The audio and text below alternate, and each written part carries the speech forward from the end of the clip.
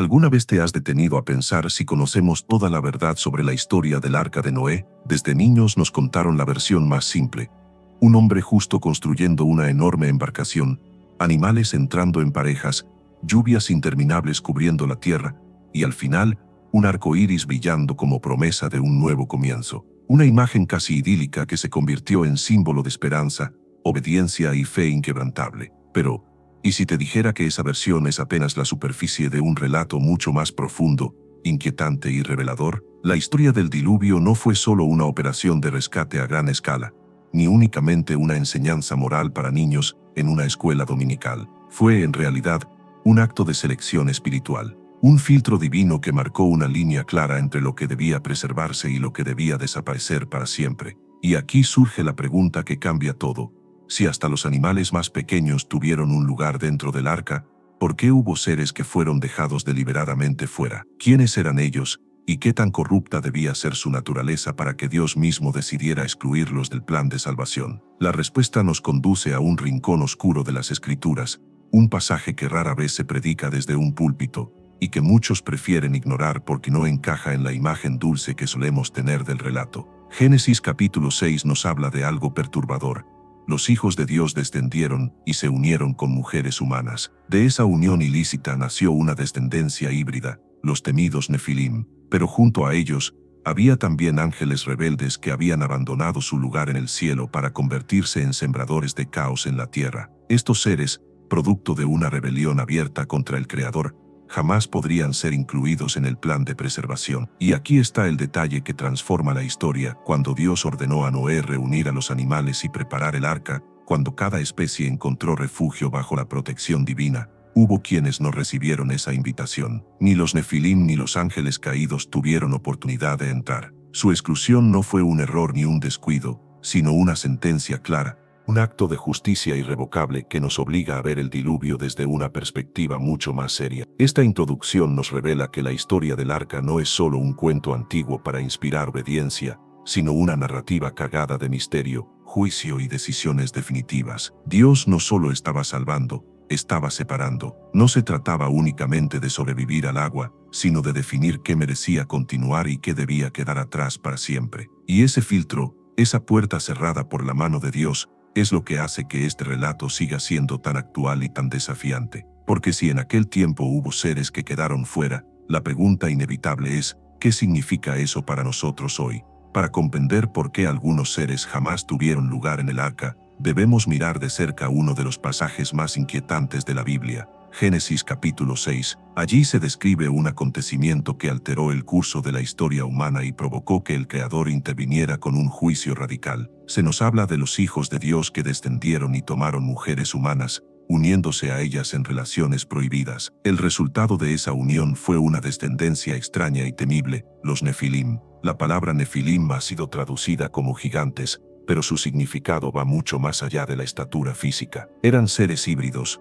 una mezcla imposible entre lo celestial y lo terrenal, una combinación que nunca estuvo en el plan original de Dios. Desde el principio, la creación había sido muy buena, perfecta en su armonía, pero con los Nefilim apareció algo distinto, una distorsión viva, un recordatorio de que el pecado humano combinado con la rebelión angelical podía producir consecuencias monstruosas. Estos gigantes no se destacaban por su sabiduría ni por su bondad. Eran conocidos como hombres de renombre, pero no porque dejaran un legado de justicia, sino porque inspiraban miedo y devastación allí donde caminaban. Sus obras no eran de paz, sino de violencia. Su fuerza no construía, sino que destruía. Eran guerreros, conquistadores, depredadores de la humanidad. El simple hecho de su existencia era una afrenta a la santidad de Dios, porque representaban un quiebre del orden creado. El mundo antes del diluvio estaba lejos de ser un paraíso. La Biblia nos dice que toda carne había corrompido su camino sobre la tierra. No se trataba solamente de un puñado de hombres perversos, sino de una generación completa marcada por la violencia y la degeneración. La presencia de los Nefilim intensificaba esa corrupción. Ellos no solo vivían en pecado, sino que arrastraban a otros hacia el mismo camino de rebelión. Donde quiera que aparecían, la maldad se multiplicaba. Y es aquí donde entendemos la magnitud del problema. Si hasta los animales más simples encontraron refugio en el arca, ¿por qué los Nefilim quedaron fuera? Porque ellos no eran simplemente criaturas más, sino símbolos de la ruptura entre el cielo y la tierra. Representaban una alianza prohibida, un acto de desafío que no podía ser incluido en el plan de restauración. Incluirlos habría significado preservar la corrupción misma que Dios quería erradicar. Los Nefilim se convirtieron en un recordatorio viviente de lo que sucede cuando la humanidad cruza límites que nunca debieron ser cruzados. Su violencia y su arrogancia mostraban hasta dónde podía llegar el corazón humano cuando se entregaba al pecado y permitía que lo espiritual se contaminara con lo profano.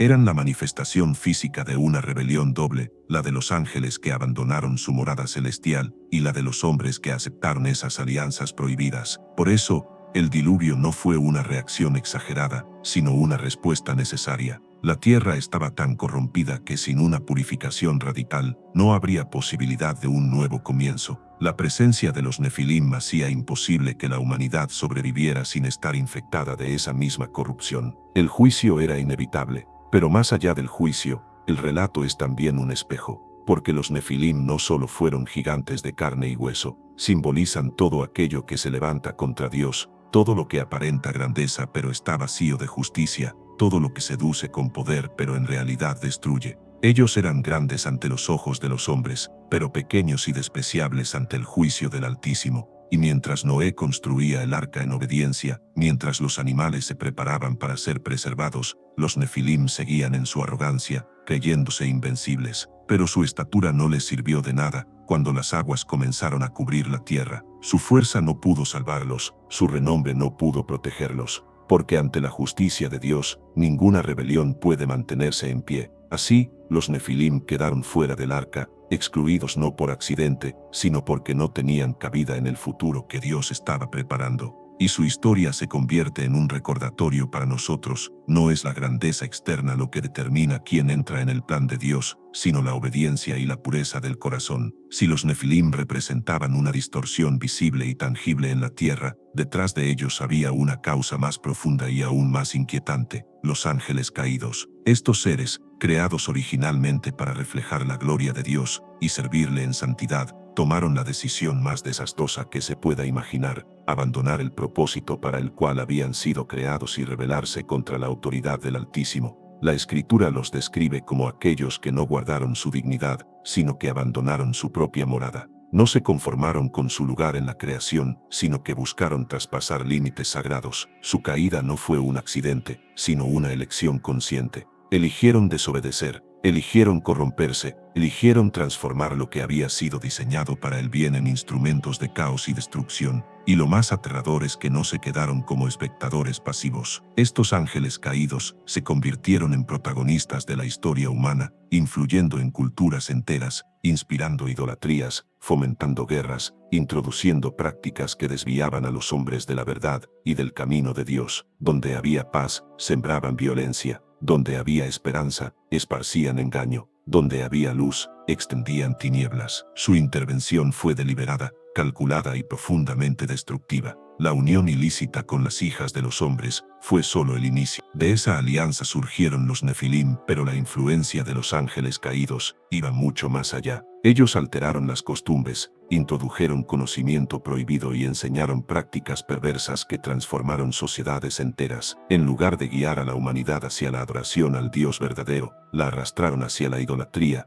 el ocultismo, la violencia y la degradación. La rebelión de estos ángeles no fue solo contra el cielo, sino también contra la tierra. Se convirtieron en una sombra permanente sobre la humanidad, distorsionando la relación del hombre con su Creador. Y mientras más se alejaban los hombres de Dios, más fuerte se hacía el dominio de estos seres rebeldes. No era simplemente un error aislado, era una contaminación espiritual que se expandía como una plaga, corrompiendo todo lo que tocaba. El apóstol Pedro nos recuerda en su segunda carta que Dios no pasó por alto esta rebelión. Los ángeles que pecaron no recibieron perdón, fueron arrojados al infierno, entregados a prisiones de oscuridad, reservados para el día del juicio. Aunque habían conocido la gloria celestial, aunque habían disfrutado de la presencia divina, su destino quedó sellado por su propia elección de rebelarse. Esa sentencia muestra con claridad que aunque Dios es paciente, su justicia es ineludible. Imagina lo que esto significa: seres que habían habitado en la luz más pura, que habían contemplado la santidad de Dios, que habían escuchado su voz y participado en la adoración eterna, decidieron abandonar todo eso para sumergirse en la oscuridad. Su caída no solo fue trágica, fue irreparable, porque en lugar de redimir, eligieron corromper, en lugar de restaurar, eligieron destruir, y así como los Nefilim simbolizan la arrogancia y la violencia humanas, los ángeles caídos representan la corrupción espiritual en su máxima expresión.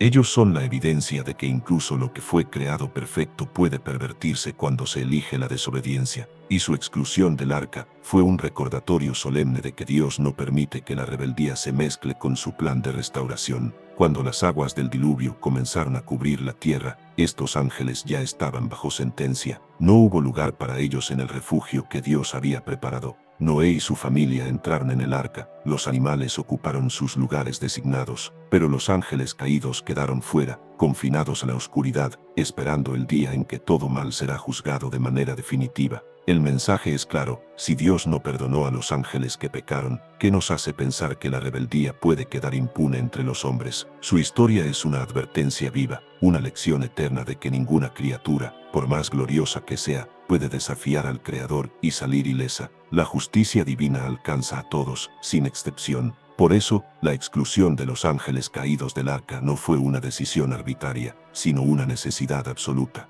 El arca estaba destinada a preservar vida, pureza y obediencia. No había lugar para la desobediencia, la corrupción ni la rebelión. Era un espacio sagrado, un santuario de protección para lo que aún reflejaba la voluntad de Dios. El diluvio universal no puede entenderse únicamente como una catástrofe natural, ni como una simple tormenta prolongada que arrasó con la humanidad. Fue mucho más que eso. El diluvio fue un acto de purificación total, una respuesta contundente al nivel de corrupción que había alcanzado la tierra. Fue el momento en que el Creador mismo decidió poner un límite a la rebelión, cortar de raíz la maldad y reiniciar la historia desde un remanente fiel. La Biblia nos dice que toda carne había corrompido su camino sobre la tierra. No era solo la violencia de los Nefilim, ni únicamente la influencia de los ángeles caídos. Era toda una generación que había olvidado el temor de Dios y se había entregado a la maldad. El pecado se había convertido en norma, la injusticia en estilo de vida, la violencia en lenguaje común.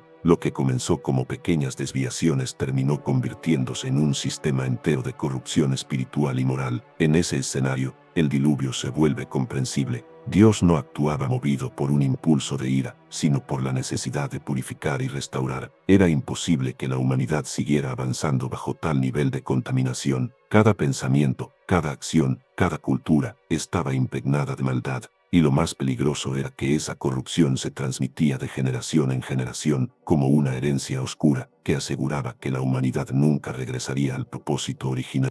El arca, entonces, se convirtió en un símbolo de esperanza. No era solo un barco enorme flotando sobre aguas interminables, sino un santuario, un refugio apartado de la destrucción, un espacio en el que Dios mismo preservaba lo que todavía guardaba pureza. Allí estaba Noé, no por ser perfecto, sino por haber decidido caminar con Dios en medio de una generación sumida en la oscuridad. Allí estaban los animales, representantes de la creación que todavía reflejaba la bondad original. Pero afuera quedaba todo lo demás. Afuera estaba la corrupción, la rebeldía, los Nefilim y los ángeles caídos. Afuera estaba todo lo que había cruzado el límite de la restauración. Esa separación entre lo que entraba en el arca y lo que quedaba fuera es la clave para entender el verdadero sentido del diluvio. No se trataba solo de destruir, sino de seleccionar. No se trataba solo de castigar, sino de purificar. El agua, que para muchos fue juicio y muerte, para unos pocos fue señal de vida y renovación. Este contraste es uno de los mensajes más poderosos del relato. Dentro del arca estaba la promesa de un nuevo comienzo, la continuidad del plan de Dios para la humanidad. Afuera, en cambio, estaba la certeza de la destrucción, el final de todo lo que se había opuesto a su voluntad. Esa línea divisoria no la trazó Noé ni ningún hombre, sino Dios mismo. Fue Él quien determinó qué merecía preservarse y qué debía ser eliminado para siempre. Y hay un detalle que hace este mensaje aún más impactante. Fue Dios quien cerró la puerta del arca. No fue Noé el que decidió el momento en que la oportunidad de salvación terminaría. No fue una acción humana, sino un acto soberano del Creador. Al cerrar la puerta, Dios estableció el punto de no retorno. Hasta ese instante había oportunidad, pero cuando la puerta se cerró, la gracia cesó y comenzó el juicio. Ese gesto nos enseña que la misericordia de Dios siempre ofrece un tiempo de oportunidad, pero también que llega un momento en que la paciencia se agota y la justicia entra en acción. El diluvio fue la prueba de que Dios no ignora la corrupción indefinidamente. Él preserva lo que guarda pureza, pero elimina lo que ha decidido rebelarse hasta el extremo. Mientras las aguas subían y cubrían montes y valles, la humanidad comprendió demasiado tarde lo que había ocurrido. Los Nefilim, que se creían invencibles, fueron vencidos. Los ángeles caídos, que habían extendido su poder sobre los hombres, fueron reducidos a la impotencia. Toda carne que respiraba quedó afuera. Solo aquellos que habían obedecido y se habían refugiado en el arca encontraron vida. Así el diluvio se convierte en un recordatorio eterno de que Dios no mezcla lo santo con lo corrupto. El arca no era un refugio indiscriminado, sino un espacio sagrado para lo que aún reflejaba su propósito. El agua, que parecía un fin absoluto, fue en realidad el inicio de una nueva etapa, donde la justicia, la fidelidad y la pureza tendrían otra oportunidad de florecer. Entre todos los detalles del relato del diluvio, hay uno que a menudo pasa desapercibido, pero que tiene un peso espiritual inmenso. Génesis 7 y 16 registra que, una vez que Noé, su familia y los animales entraron en el arca, Jehová los cerró por fuera. Esa pequeña frase es uno de los momentos más solemnes y decisivos de toda la historia bíblica. No fue Noé quien decidió cuándo terminaría la oportunidad de entrar. No fue él quien bajó una compuerta o corrió un cerrojo. Fue Dios mismo quien tomó la decisión de cerrar la puerta. Con ese gesto, el Creador marcó la diferencia entre el tiempo de la gracia y el inicio del juicio. Hasta ese instante, cualquiera podría haber respondido al llamado, cualquiera podría haberse acercado al arca y haber entrado. Pero cuando Dios cerró la puerta, la oportunidad cesó. Este detalle nos revela algo profundo sobre el carácter divino. Dios es paciente, extiende su mano, ofrece tiempo para arrepentirse, pero también fija límites. La gracia no es indefinida. Hay un momento en que la misericordia da paso a la justicia, y en el diluvio, ese momento llegó cuando la puerta fue sellada desde afuera, no por un hombre, sino por la autoridad soberana de Dios. Imaginemos la escena. Afuera del arca, la gente veía una embarcación enorme construida en medio de la tierra seca. Durante años, Noé había advertido del juicio venidero, pero la mayoría se burlaba de él. Cuando la puerta se cerró, quizá muchos entendieron demasiado tarde lo que estaba a punto de ocurrir. El cielo comenzó a oscurecerse, los truenos resonaban, y las primeras gotas de lluvia caían sobre la tierra. Golpes desesperados quizás se escucharon contra la madera del arca, pero ya no había manera de entrar. La decisión no estaba en manos de Noé, era Dios quien había cerrado el acceso, y nadie podía abrir lo que él había sellado. Este acto no fue un gesto arbitrario, sino un acto de justicia. Significaba que el tiempo de oportunidad había terminado, que no habría negociación ni segunda chance. Lo que estaba adentro estaba bajo la protección divina, y lo que estaba afuera enfrentaría las consecuencias del juicio. Dentro del arca estaba la vida, fuera de ella, la certeza de destrucción. Espiritualmente, este detalle tiene un eco que atraviesa los siglos. Nos enseña que siempre habrá un límite en la paciencia divina, que el llamado de Dios es real, pero no eterno en su oferta. Llega un punto en que las decisiones deben haber sido tomadas, porque la puerta de la oportunidad se cerrará. Así fue en los días de Noé, y así será en el día final, cuando la gracia dé paso al juicio definitivo. Lo impactante es que la acción de cerrar la puerta también transmite seguridad. Una vez que la puerta fue sellada por Dios, nada ni nadie podía poner en peligro a quienes estaban dentro. No hubo fuga de agua, no hubo debilidad en la estructura. Noé y su familia estaban completamente seguros, no por la madera del arca ni por la habilidad de su constructor, sino porque Dios mismo había sellado su refugio. El acto de cerrar la puerta, entonces, tenía un doble significado para los que estaban dentro. Era garantía de protección. Para los que estaban fuera, era el anuncio de que el juicio ya no podía evitarse. El mismo gesto que salvó a unos condenó a otros. Ese contraste nos obliga a reflexionar en lo personal. Hoy todavía hay una puerta abierta, una oportunidad de entrar en el propósito de Dios, pero llegará un momento en que esa puerta se cerrará y nadie podrá reabrirla. La historia del arca no solo nos habla de un evento antiguo, sino de una verdad eterna. El tiempo de la gracia tiene un final. La pregunta es si decidiremos entrar antes de que Dios, una vez más, cierre la puerta. Cuando Dios cerró la puerta del arca y las primeras gotas comenzaron a caer, se selló también el destino de quienes habían sido excluidos. Afuera quedaba una humanidad que había despreciado las advertencias,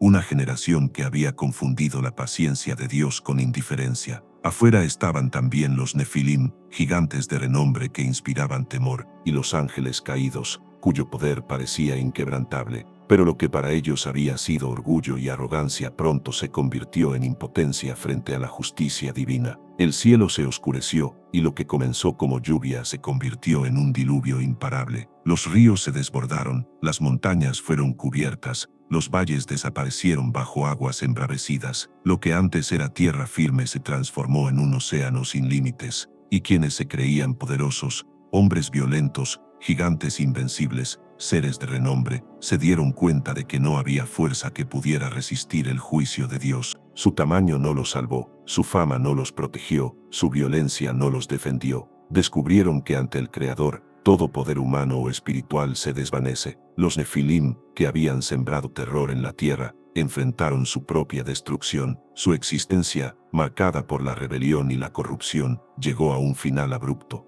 Eran gigantes, pero no podían elevarse por encima de las aguas que subían sin detenerse. Sus voces de arrogancia se ahogaron en gritos de desesperación. Su historia terminó como había comenzado, en violencia y caos, pero ahora bajo la mano firme de la justicia divina. Los ángeles caídos tampoco pudieron escapar, aunque no perecieron físicamente como los hombres, fueron confinados bajo cadenas de oscuridad, reservados para el juicio final. Aquellos que habían extendido su influencia, que habían contaminado culturas enteras, quedaron sin poder, reducidos a la impotencia frente al gobierno eterno de Dios. Su rebeldía había llegado demasiado lejos, y ahora experimentaban la consecuencia de su elección, separación definitiva del plan divino. La escena es solemne. Dentro del arca reinaba el silencio de la obediencia, la calma de quienes confiaban en la promesa de Dios. Afuera, en contraste, se vivía el caos absoluto. Golpes desesperados, gritos ahogados, rostros de pánico que comprendían demasiado tarde que la oportunidad se había terminado. Esa separación entre dentro y fuera no fue solo física, fue espiritual. Representaba la línea entre la vida y la muerte, entre la pureza preservada y la corrupción destruida, entre el propósito de Dios y la rebelión contra Él. Y lo más impactante es que todo fue decidido por Dios mismo. Él determinó quién entraba y quién quedaba fuera. Él cerró la puerta, y Él envió las aguas. El diluvio no fue simplemente un desastre natural, sino una declaración de que nada corrompido puede sostenerse frente a la santidad de Dios. Este contraste no solo pertenece a la historia antigua, hoy sigue hablándonos con fuerza, porque cada vida, en cierto sentido, está decidiendo si se coloca dentro o fuera del arca. Afuera, todo lo que parece fuerte, brillante o invencible terminará enfrentando el límite de la justicia divina. Adentro, en cambio, está la promesa de preservación, no por mérito humano sino por la obediencia a la voz de Dios. Así terminó la historia de los que fueron rechazados. Afuera quedó la corrupción, afuera la arrogancia, afuera la violencia de los gigantes y la rebeldía de los ángeles caídos. Dentro del arca, en cambio, permanecía la semilla de un nuevo comienzo, un remanente que aseguraría que la historia no terminara en destrucción, sino en esperanza.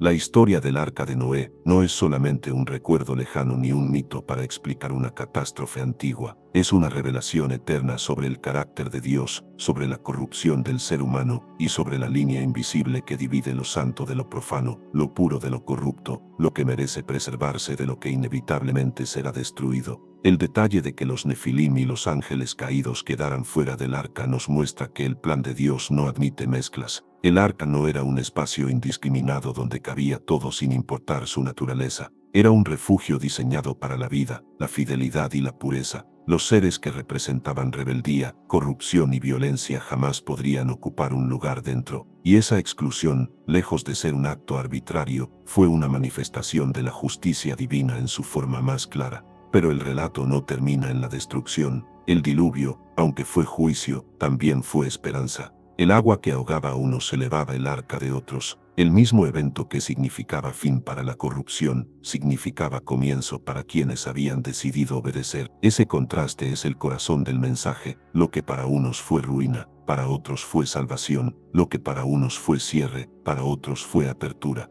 Dentro del arca estaba la promesa de un futuro, Afuera estaba el eco de la rebelión que se extinguía bajo las aguas. Dentro había obediencia y vida, fuera arrogancia y condena. Ese contraste sigue vivo hoy, porque, aunque el diluvio ya pasó, la enseñanza permanece. Dios preserva lo que es suyo y elimina lo que se ha entregado sin remedio a la rebeldía. Noé no fue elegido por ser perfecto. No fue su fuerza, ni su inteligencia, ni su habilidad lo que lo puso a salvo. Fue su decisión de caminar con Dios lo que lo hizo diferente en medio de su generación. Esa es la clave. No es el poder lo que abre la puerta del arca, sino la obediencia. No es la fama lo que asegura la preservación, sino la fidelidad del corazón. Hoy, la pregunta que surge es inevitable. ¿Qué estamos cultivando en nuestra vida? ¿Estamos alimentando lo que Dios desea preservar, o estamos aferrándonos a lo que Él tendrá que remover para restaurar lo que es puro? ¿Estamos construyendo un arca para nuestra alma, o estamos viviendo como si las advertencias nunca fueran a cumplirse? El relato nos recuerda que siempre habrá un momento en que Dios mismo cerrará la puerta, que la gracia tiene un tiempo y la justicia un día señalado, que no habrá manos humanas capaces de forzar lo que Él haya sellado. Y cuando ese instante llegue, la diferencia entre estar dentro o fuera será total y definitiva. La historia del arca no nos pide solo recordar el pasado, sino elegir en el presente. Nos llama a reflexionar sobre qué dejamos entrar en nuestra vida y qué decidimos dejar afuera. Nos invita a construir, como Noé, un refugio de obediencia en medio de un mundo sumido en corrupción. Nos desafía a tomar decisiones que aseguren que cuando la puerta se cierre, estemos del lado de la vida y no de la condena. Dentro del arca estaba la vida, fuera, la destrucción. Esa verdad sigue en pie. La justicia de Dios no cambia, y su llamado tampoco. La pregunta es clara, directa y urgente: ¿de qué lado quieres estar tú?